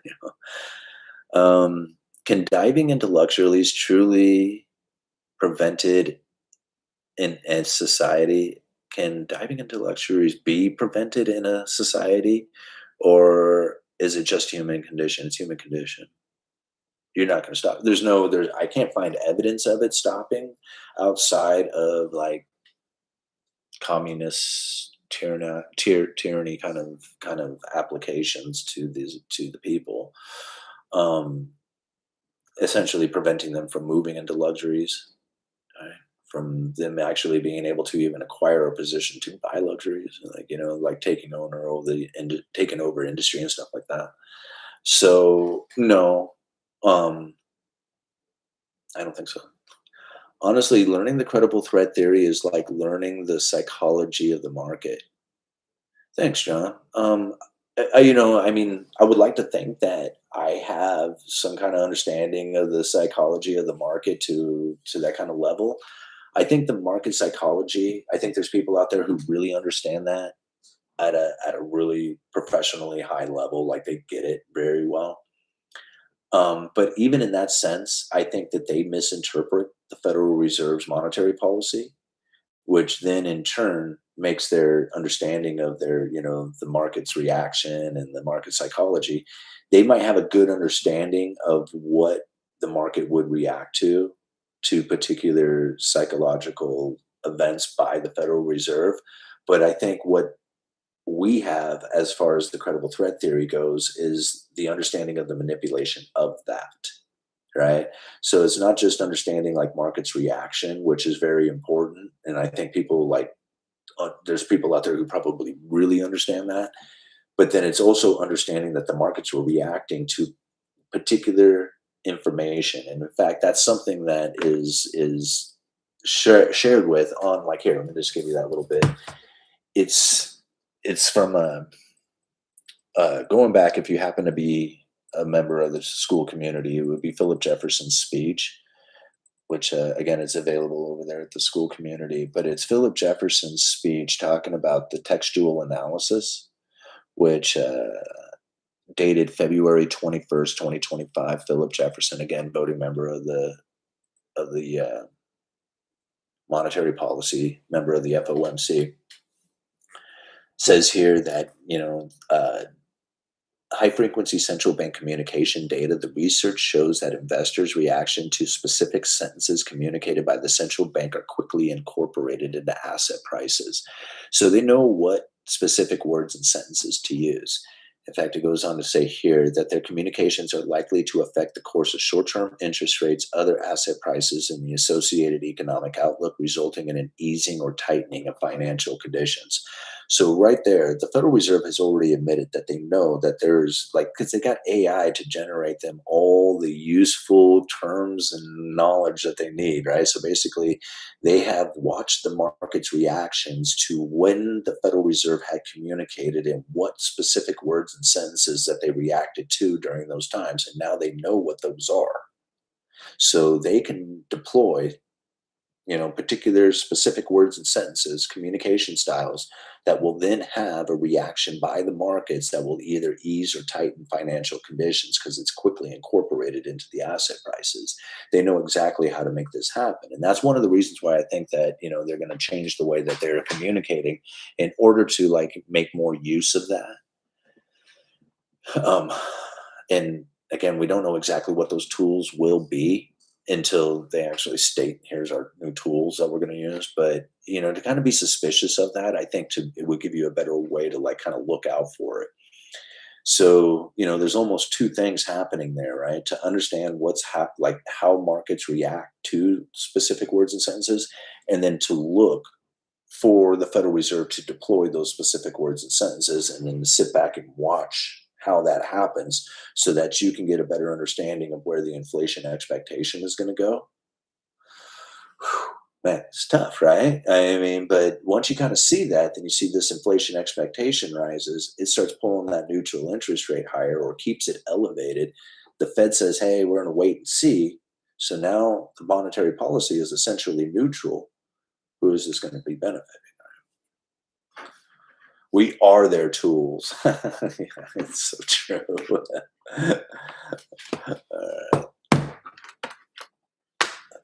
I consider precious metals a luxury, selling stupid luxury crap on eBay for a hard asset investment.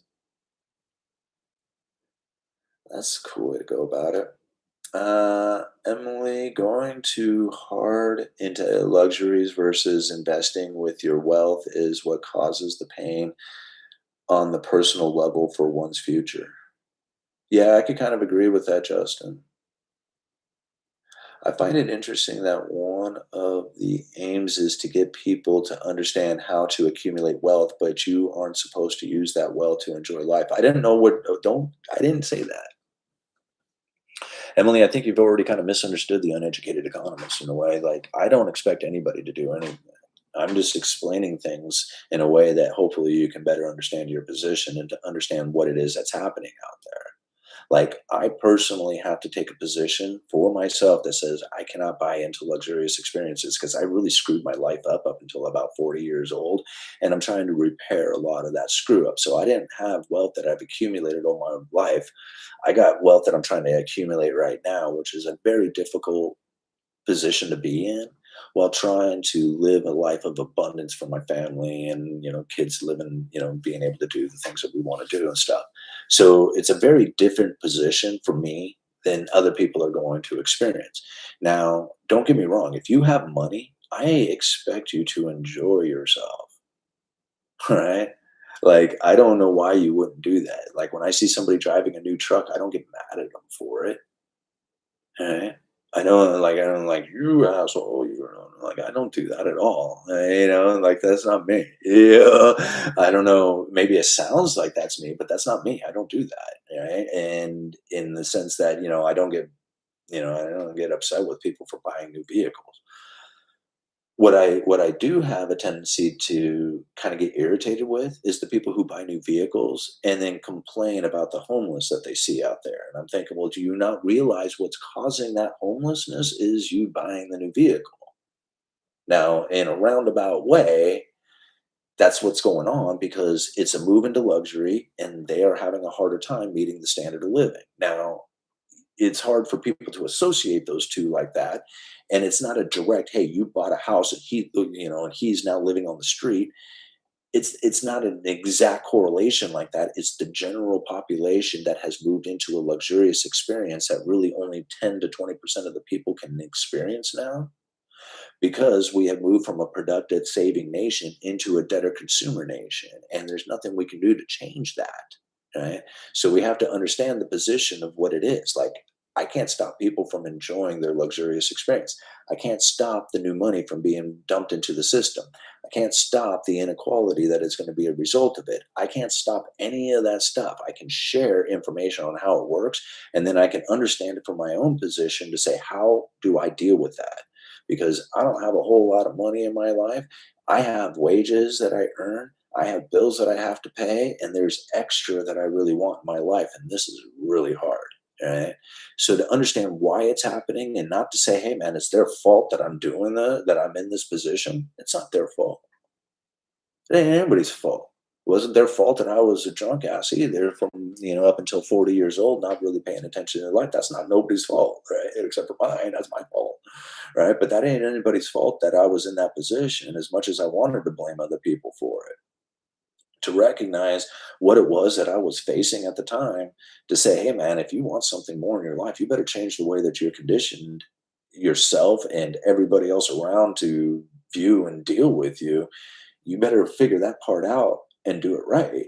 Well, once I started figuring that thing out, then I realized, man, you can actually make it inside of this. Right. So it's not to blame anybody. Like, I didn't blame anybody in my life. At the time I was blaming people, but I don't blame anybody in my, for my condition that I was in. Not right now. I don't. I look back on it. I was like, dude, that was 100% you, bro. That was all you, and it wasn't anybody else that was doing that to you. So again, like that's how we have to look at it. It's like we have our own personal economy to deal with. That's it. That's the only thing we have. And if you like buying into luxurious experiences, that's cool. Just understand what it's doing. That's because it's what it's doing. I mean, whether you think it's a problem or not, or think there's truth in that, I mean, I guess that's up to you. But the reality of the situation is there, and that's what's causing it is the move into luxurious experiences because it has been recognized hundreds of years ago and hundreds of thousands or thousands of years before that. So it's like we can expect it to be in the future too. Uh,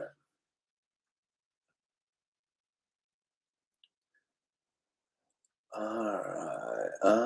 Markets are irrational because they are governed by human emotions and psychology.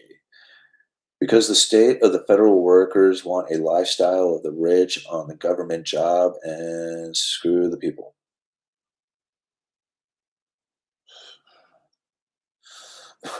I certainly don't believe it's their fault. I have a fairly good idea how the system works as I have a master's in the public policy from U of Chicago. Went there only to know how other side of the other side thinks. Yeah. Okay, Emily, I totally get you. And I have no degree. I never went to college. I have absolutely no reason to be here, no family inheritance, no financial education, no financial business, no reason to even give you any kind of belief that I would even be knowledgeable in any of this stuff. So I'm not there. I'm not that person, right? I'm not one who went to college. But I will tell you that the information that I have gathered is second to none. And if you don't agree with some of the things that I have to say here, I totally understand why. Right? Institutional understanding of this information has very much misguided a lot of people into believing that there is a particular way of understanding it that is the only way of understanding it. And now knowing that I have actually hung out with some quite a rich people in my life, and not necessarily in the way that I think a lot of people would assume that I have hung out with rich people, but I have met lots of rich people in my life. And something that I have found that was quite unique by meeting these rich people when discussing the economic theories that I have with them is they say, dude, you look at this thing from such a unique angle. Everybody else is top down, you're bottom up. And I said, yeah, I know, right? The only one who sees it this way. And so it's not a matter of being educated in the traditional sense of it. I don't care. Like, I've talked to a lot of educated people in my entire life. They are blown away by what it is that I've known. I'm amazed by what it is that they know. It's kind of a mutual thing that's actually happening there. But to understand that the use of a college education inside of economics is not very helpful when it comes to the misguided, misinformed misuse monetary policy delivery mechanism of the mainstream media that most people, like literally 99% of the people, are suffering with. Okay? We're unique. And I'm not bragging it up as I'm some sort of super genius, not by any means at all. Like I barely graduated high school. But if you go through that information, and once you're done going through the information, if you can discredit it, if you can debate against it and prove me wrong, I would be very surprised. I would be very surprised. 'Cause you ain't going to. Right? I will go to debate anybody out there when it comes to monetary policy. I don't care who it is. I really don't. You can set anybody up there. And I'm not trying to be like, arrogant or mean or anything like that. It's just that I've just got this so dialed in now and I've talked about it so much over the last few years that I just can't see it any other way at this point. Um, the markets are a golem we created. Now Frankenstein has come back to destroy the creator.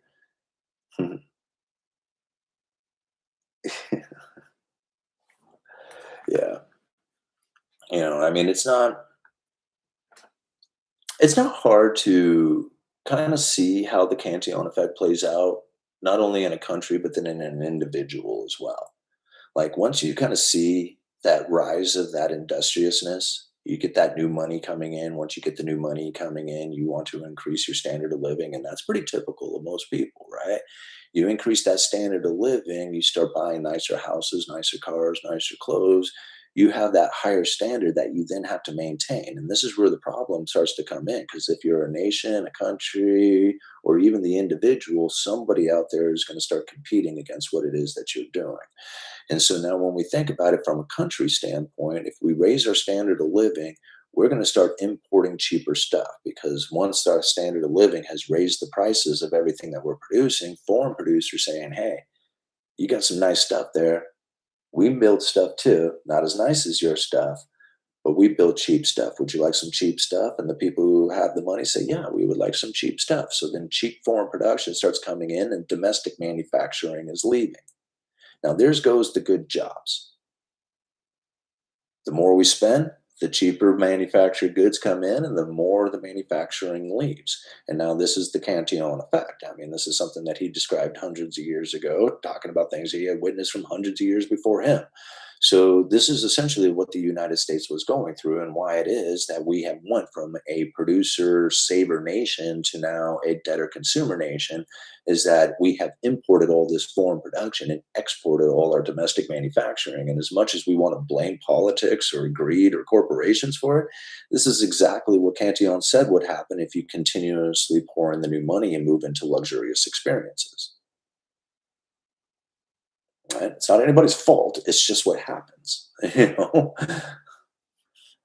you create your own reality through the meaning you give things, thoughts.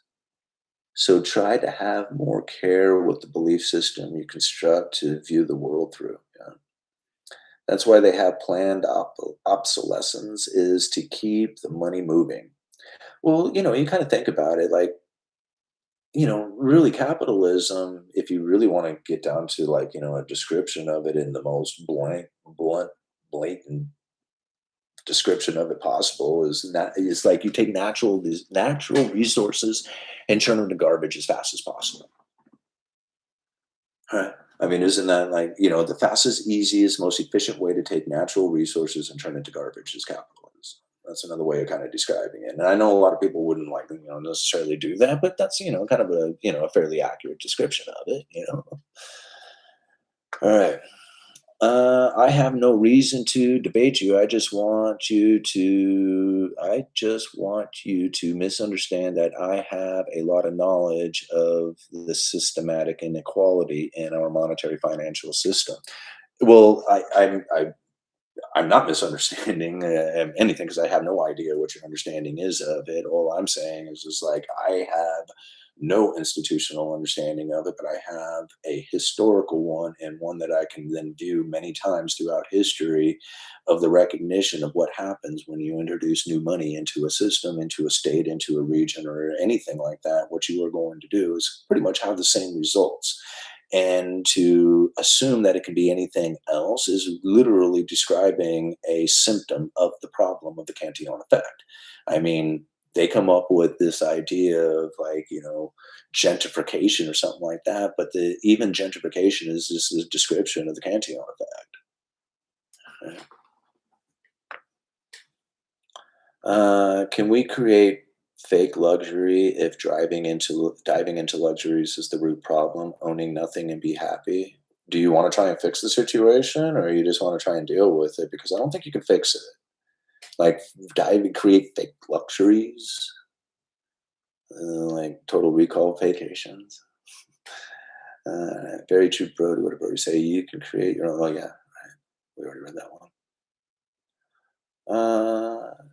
Not misunderstand. No, I know you want me to understand that you have an insight into the inequality and the creations from it, from the monetary system and financials or whatever. And I get it. Like, there is huge debates and lectures and professors and college courses and, societal organizations who are in an attempt to try and deal with the problems that we face within the society, especially when it comes to the inequality. And not a single one of them wants to include the Cantillon essay. Not a single one. That's why I don't even go down and I try and talk to the people here in my local areas, because they all got it figured out. They're all smart.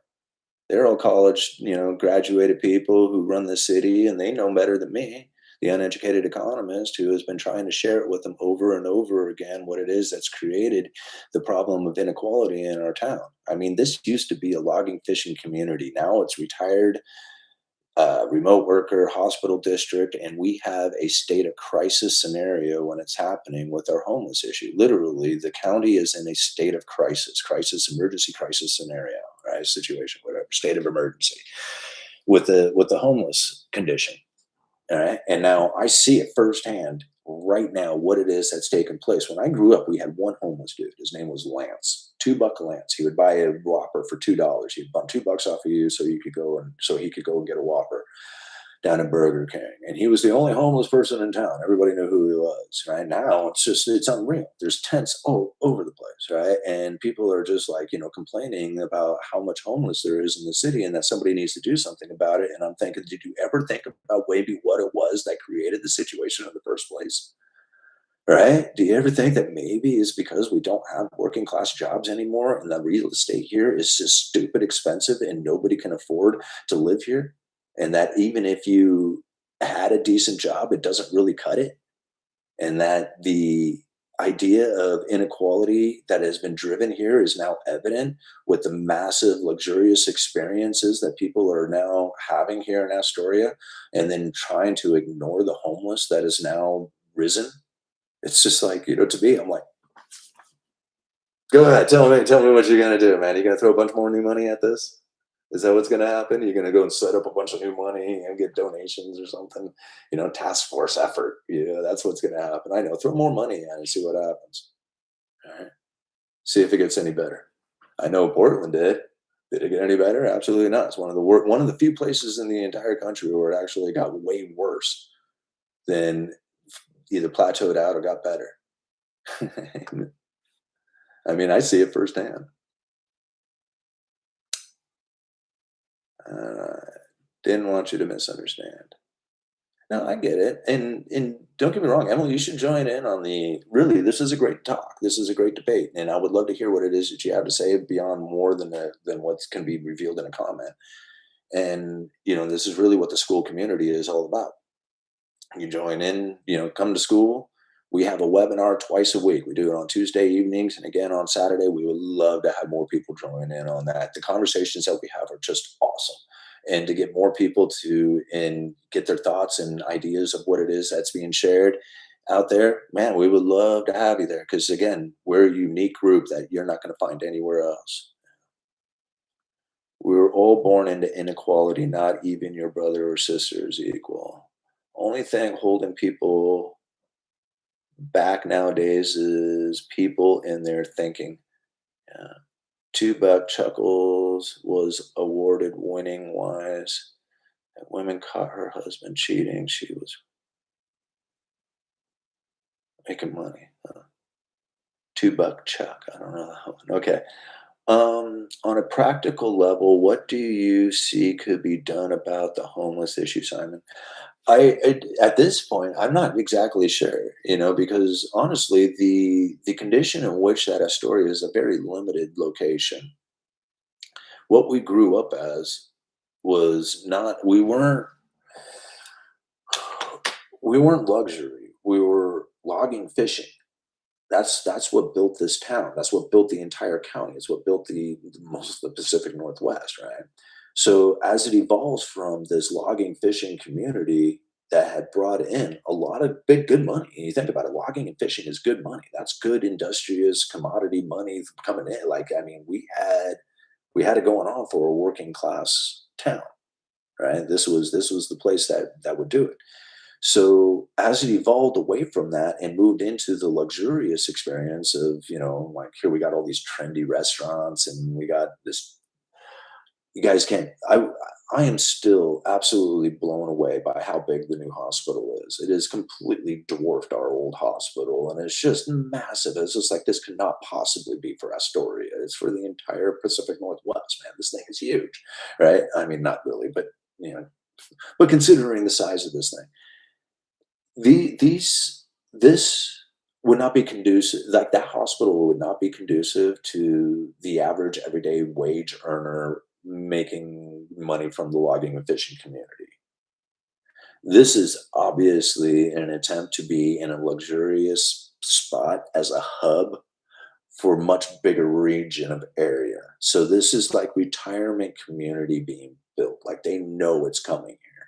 That new money that comes in like that is now evolving the condition of the place. Like, how is it that you're supposed to solve this problem of more people with extra money and more money than the average wage earner has, and they're getting the apartments, getting the stuff, going to the restaurants, literally like going only to the nicest restaurants, and the poorer restaurants are now getting left behind and falling away. So there's only fancy restaurants left.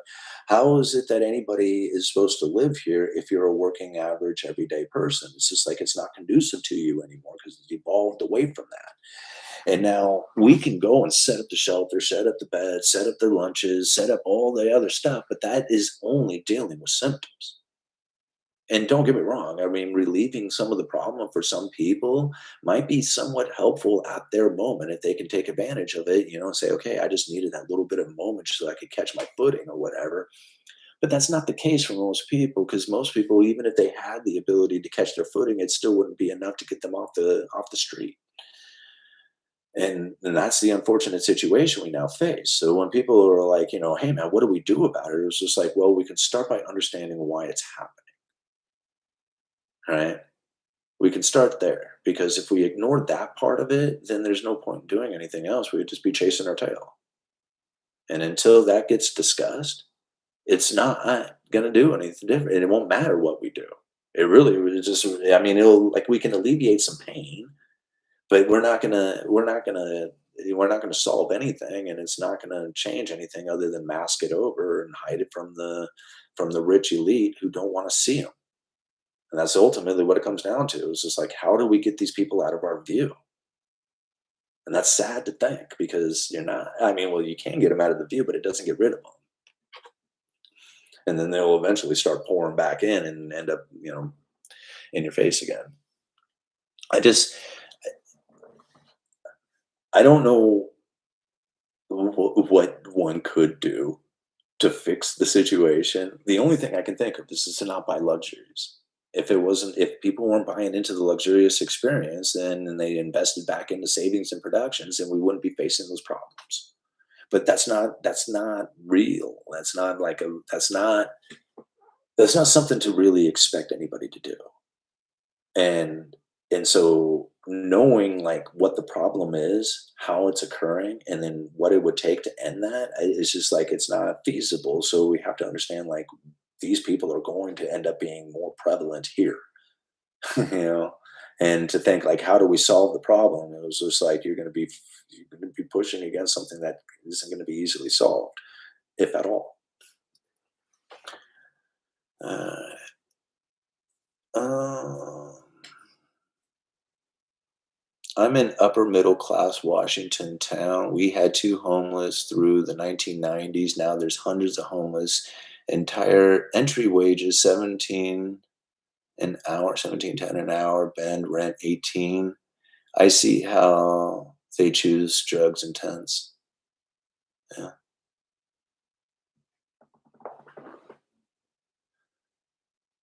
Yeah. This is, I mean, it wasn't always the case, right? I mean, I guarantee you there was always drugs and tents. There has always been drugs and tents, but there was a much easier, like I was like when I was, my wife and I, we graduated high school 18 years old. We had part-time jobs, both of us. I worked at the lumber yard. She worked at a pizza parlor. We both had these part-time jobs. I was earning 4.75 an hour. She was earning 4.50. Right? Minimum wage jobs here, slightly above. With those minimum wage jobs, part-time minimum wage jobs, be it, she was going to school and living in that apartment. I was going to school. I was still living at home, helping to pay rent on that apartment. The day I graduated high school, I moved in with her. We both had those full time jobs, and it was so difficult to be on our own, but we were doing it. Minimum wage jobs on our own, fresh out of high school, no education in anything, just our high school diplomas and our high school jobs. And we were able to kick it out and go on our own. Today, I can't imagine that being the case. I just can't imagine that happening. And considering what it was that was happening at the time, we didn't have issues with homelessness.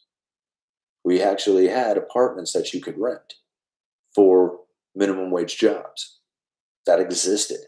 Well, if you had an apartment that was capable of a minimum wage job, it would get snapped up so fast by one of these remote workers or hospital district or whatever, like retirement part of it would it just they're not even available, not to the average person for a minimum wage job. They're gonna have to team up, get unique, figure it out because it's just not the same situation. I need to get to Astoria. Astoria is awesome. Astoria, I used to make my Goonies trek every other year. Yeah, Goonies is a big popular thing here. So if the homeless drug issue runs rampant long enough, the place loses desirability and the poor working move back and the local reset. Well, I guess maybe, but like just Astoria has really been loaded with drugs the entire time.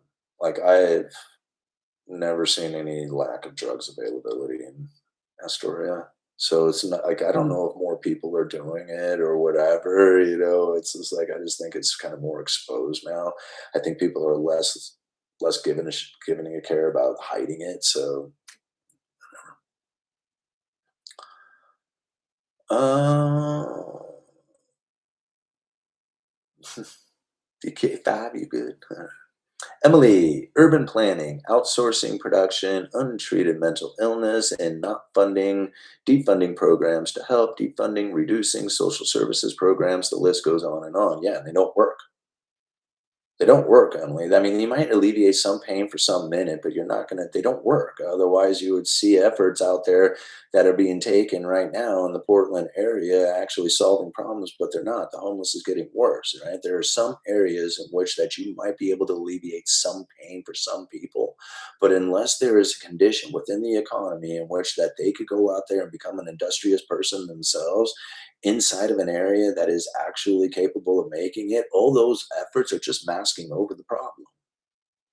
It's alleviating some pain, but it's not getting to the root of the problem because they're all symptoms that are essentially being looked at there. I think about all the effort that they went into Portland, dumped all that money in there, like literally hundreds of millions of dollars, hundreds and hundreds of millions of dollars, and they cannot find any benefit from it. Like literally, the problem got worse, and all those programs are going away. They're all defund, and they don't have the money anymore. So it was just like, "Oh, good job, guys. What'd you do?" And then, "I don't know. We don't know. We tried. We did something. We did some sort of effort." And I'm like, "What was it that you did besides dump a bunch of new money into an area that is already loaded with a bunch of new money that has inequality is the problem?" "Oh, I know. I got an idea. Let's dump some more new money into it. Let's see what happens." Right? I mean, it's just, it's not, it's like you got to understand that the problem is going to get worse. That's what it is. And why it's getting worse is to understand that it's a move into luxurious experiences that is doing it. Anything outside of that is literally a description of the symptoms of the problem. Regardless of the drugs, then, the homeless are a blight, and if the blight cannot be dealt with desirably, will lower property values, will lower the gentrification could occur in the rents of affordable. I mean, I guess over time, I mean, what is it that, I mean, what is it that the other cities are doing? Okay. So I drove some through some parts of Seattle that was just like, whoa, that's shocking, right? Very much like the shocking spots of Astoria that have tents all over them. It's kind of same kind of thing. Those areas, I didn't see any cops around chasing anybody around, running anybody off. They were just sitting there unharassed. Now, I went to a neighborhood in Seattle where uh, Kurt Cobain, like his house, that he lived in when he died, and it's a really nice house and a really nice neighborhood. And now, very surprisingly, I did find one tent. It was up there at his place, right? But the rest of the neighborhood didn't have anybody around. There, I didn't see any homeless. I didn't see anybody really. There wasn't anybody there. There certainly wasn't any garbage. There wasn't any graffiti. There wasn't any drugs. There wasn't anything. There wasn't nothing around there except for the neighbors, right? In the neighborhood, the people who lived there. And it was super nice. Now, I can only assume that if there was more homeless people up there, they would be harassed. But they don't get harassed in other locations, right? So it seems to me that they find their own way to essentially separate themselves in the way that they don't get harassed for being in some areas as opposed to others. Now, that's not planning. I think that's just natural consequence of what it is that people are willing to tolerate from other people. Get the hell out of my yard, get out of my neighborhood, get out of here until they finally get told they don't have to go. That's where they get to be. Right? Now, is that planned that way? Well, they're all sitting down there. They got them all grouped up. They got them all grouped up right there on purpose. Maybe. Maybe it's just because they don't get harassed there. I was stepping over homeless people when I lived in Manhattan in the late 1970s and 80s. Well, yeah, there's been homeless people in biblical days too. Yeah, there'll always be homeless people.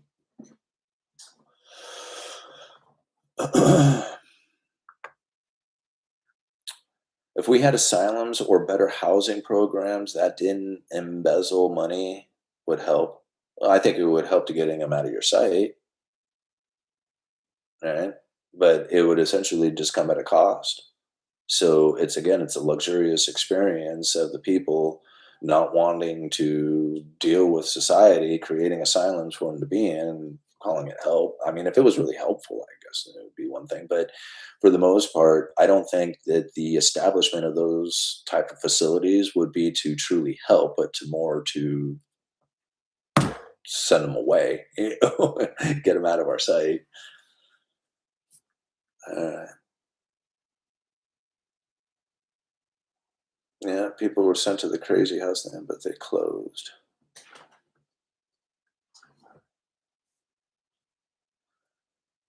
What time is it? 2 hours into this. Emily, are you enjoying the conversation?